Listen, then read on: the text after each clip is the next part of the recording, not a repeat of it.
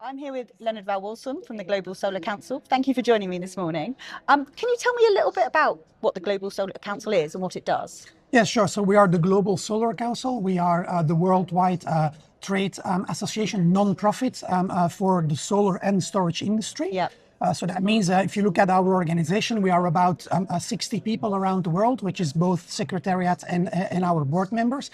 And we happen to be headquartered here in the UK, in Canary Wharf, but we are a global organization, and those people that I just mentioned, they are literally all over the world, representing the whole industry, which is all the way from manufacturers over distributors, investors, EPCs, basically every stakeholder in the industry, both for solar and storage. That is what makes up the community as members and as partners of the Global Solar Council.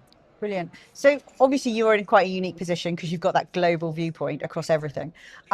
Solar is obviously a bit of a changing industry where depending on where you are in the world. Can you tell me about some of the trends you're seeing at the moment? Yeah, I mean, it's an interesting question, and the trends, they constantly change, right? We are at the same time, we're still a young industry, and at the same time, we're an industry now that is way more evolved. We're sometimes funnily referred to as the solar coaster, and it's exactly what it is, right? I mean, it goes up and down the whole time.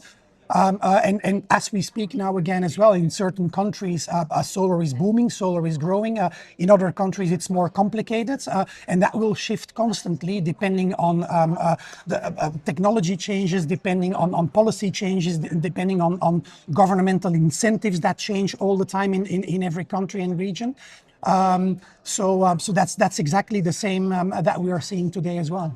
Okay, and talking specifically around the UK, obviously other countries have a lot more sun and a lot more solar installed. What do you see is happening in the UK at the moment? Obviously, geopolitical statements, things are happening that make it more important to have energy security. How's that impacting solar? Yeah, absolutely. Yeah, what you say is correct. And I think the UK is a good example of that changing trend in solar. The UK was one of the earlier countries after the real solar boom in the 2000s in Europe, driven by Germany, by Spain, also Italy. UK followed that trend in the early 2010s, thanks to the ROC certificates at the time. You really had a big industry here in the UK, more than 35,000 people, if I remember correctly at the time. And then almost overnight, that changed because the certificates and the incentives were taken away, and the whole industry almost imploded to less than 2,000 people in the industry. And now you see the opposite again. So driven by all the geopolitical tensions and all the importance of creating homegrown electricity, homegrown energy now, bringing more jobs, bringing the security of that energy locally as well.